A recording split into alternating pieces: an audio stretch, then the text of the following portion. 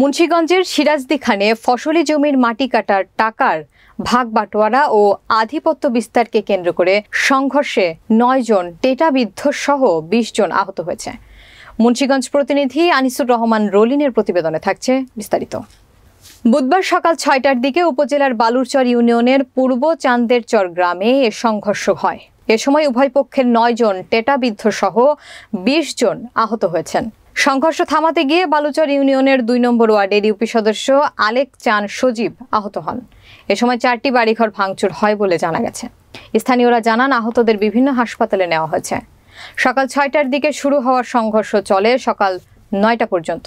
পরিস্থিতি নিয়ন্ত্রণে আনতে পুলিশ গিয়ে ২৫ রাউন্ড গুলি ছুড়েছে। বর্তমানে ঘটনাস্থলে অতিরিক্ত পুলিশ মোতায়েন রয়েছে।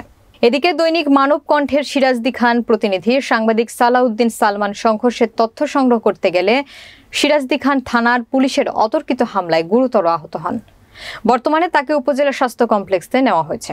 পুলিশ ও স্থানীয়রা জানায়, পূর্ব চান্দেরচর গ্রামের কামিজউদ্দিন কামু ও একই এলাকার কালাইচান মাতব্বরের সমর্থকদের মধ্যে ফসলি জমির মাটি কাটার টাকার ভাগ বাটোয়ারা এবং আধিপত্য বিস্তারকে কেন্দ্র করে সকাল ৬টার দিকে সংঘর্ষ শুরু হয়। এর আগে গত ১১ জুন উভয় পক্ষের মধ্যে সংঘর্ষ হয়েছিল। ওই সংঘর্ষে ৪ জন টেটাবিদ্ধ সহ ১০ জন আহত হন। বালুচর ইউপি চেয়ারম্যান আওলাদ হোসেন সংঘর্ষের বিষয়টি নিশ্চিত করে বলেন, আমাদের ২ নম্বর ওয়ার্ডের ইউপি সদস্য আলেক চান সজীব সংঘর্ষ থামাতে গিয়ে আহত হয়েছেন। বর্তমানে সেই স্থানীয় একটি হাসপাতালে ভর্তি আছে। বেশ কয়েকজন টেটাবিদ্ধ হয়েছেন বলে আমি শুনেছি। সিরাজদিখান থানার ওসি মোহাম্মদ মুজাহিদুল ইসলাম জানান, বর্তমানে পরিস্থিতি শান্ত রয়েছে। সাংবাদিকের ওপর হামলার বিষয়ে তিনি বলেন, এটা একটা ভুল বোঝাবুঝি হয়েছে।